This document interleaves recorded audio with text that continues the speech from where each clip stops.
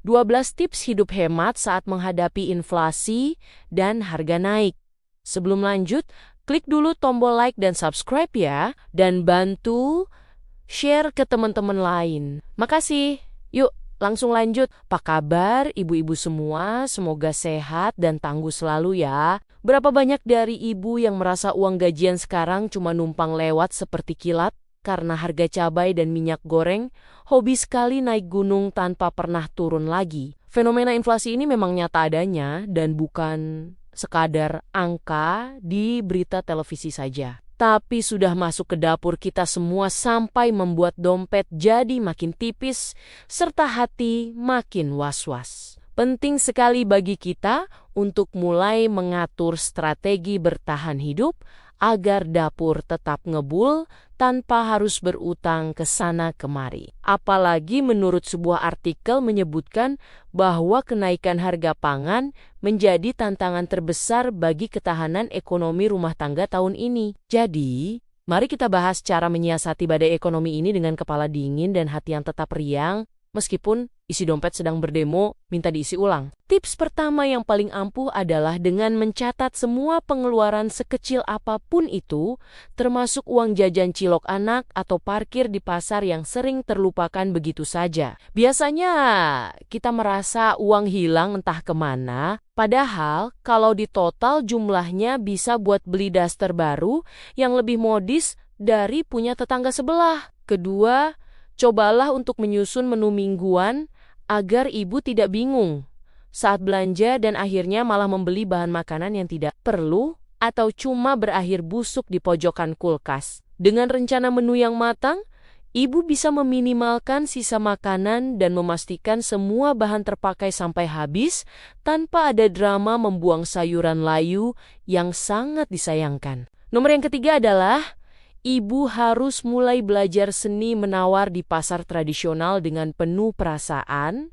namun tetap elegan agar dapat harga terbaik yang ramah di kantong. Keempat, mulailah beralih ke merek lokal atau barang generik yang kualitasnya sebenarnya tidak jauh berbeda, namun harganya jauh lebih masuk akal dibanding merek ternama yang mahal di iklan saja. Jangan gengsi kalau harus beli sabun cuci piring literan di toko kelontong. Karena kebersihan piring di rumah tidak ditentukan oleh mahal atau murahnya botol sabun tersebut. Kelima, manfaatkanlah promo dan diskon di swalayan secara bijak tanpa harus gelap mata, memborong semua barang yang sebenarnya belum tentu ibu butuhkan dalam waktu dekat. Urutan yang keenam adalah kurangi kebiasaan makan di luar atau memesan makanan lewat aplikasi karena biaya ongkos kirim serta biaya layanan itu kalau dikumpulkan bisa buat beli beras beberapa kilogram. Masak sendiri di rumah bukan cuma soal hemat,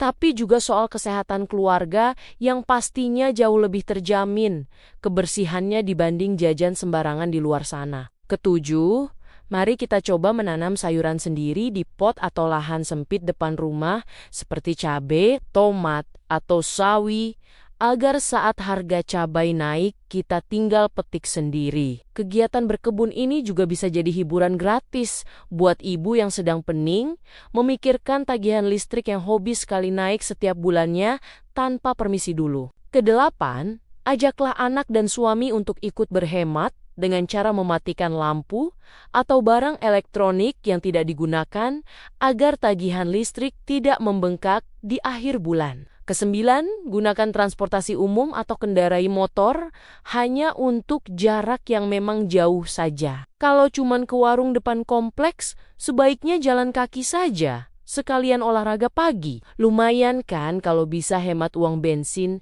sekaligus membakar kalori setelah kemarin kalap makan gorengan di rumah. Bu RT, saat acara pengajian rutin. Kesepuluh, hindari belanja hanya karena sedang merasa sedih atau emosi karena biasanya saat itu logika kita sedang libur dan akhirnya malah beli barang yang tidak penting sama sekali. Kesebelas, kalau ada pakaian atau barang yang rusak, cobalah untuk memperbaikinya terlebih dahulu daripada langsung buru-buru beli yang baru di toko daring favorit. Ibu, Tukang jahit di ujung gang itu jasanya jauh lebih murah dibanding harga satu set baju baru yang sebenarnya modelnya juga mirip dengan yang ibu punya di lemari. Terakhir atau tips ke-12, mulailah menabung recehan hasil kembalian belanja dalam celengan, karena sedikit demi sedikit lama-lama bisa jadi modal buat beli emas atau investasi kecil lainnya. Uang seribuan yang sering berserakan di bawah meja itu,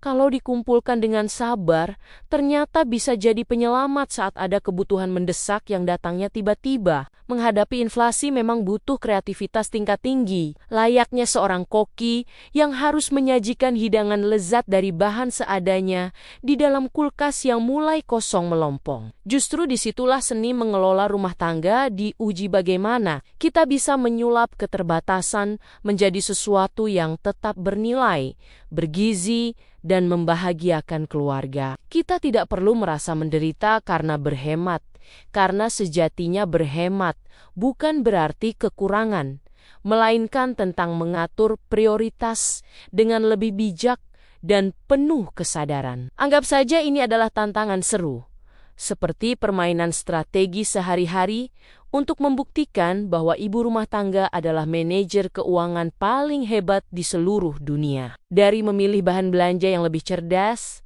memanfaatkan promo, hingga mengolah kembali sisa makanan menjadi menu baru, semua itu adalah bentuk kepiawaian yang luar biasa. Bahkan, dalam kondisi sulit sekalipun, selalu ada cara untuk tetap menghadirkan kehangatan di meja makan dan senyuman di wajah keluarga. Tetaplah optimis, karena badai ekonomi pasti akan berlalu. Setiap masa sulit selalu membawa pelajaran berharga tentang ketahanan, kesabaran, dan kecerdikan. Selama kita tetap kompak sebagai keluarga, saling mendukung, dan menjaga pengeluaran dengan penuh kesadaran, semuanya akan terasa lebih ringan untuk dijalani. Tidak perlu merasa tertekan setiap hari, karena kebahagiaan tidak selalu datang dari hal besar, justru seringkali hadir dari hal-hal sederhana yang kita ciptakan bersama. Percayalah, kemampuan beradaptasi yang dimiliki seorang ibu rumah tangga adalah kekuatan luar biasa yang seringkali tidak disadari. Dari dapur kecil di rumah, lahir keputusan-keputusan besar yang menjaga stabilitas keluarga, dan ketika semua ini berlalu, kita bukan hanya berhasil bertahan, tetapi juga tumbuh menjadi pribadi yang lebih tangguh,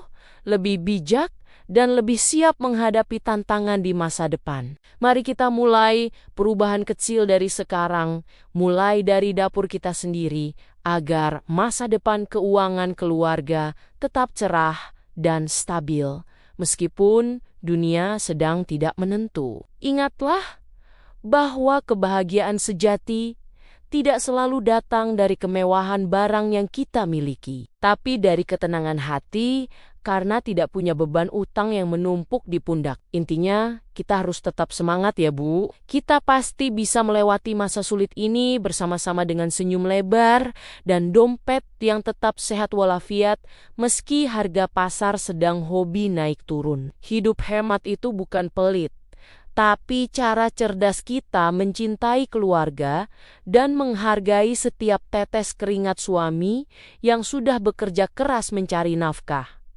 Terima kasih, dan sampai ketemu lagi di episode berikutnya. Di cerita serta episode yang lebih menarik, pokoknya tetap semangat ya Bu.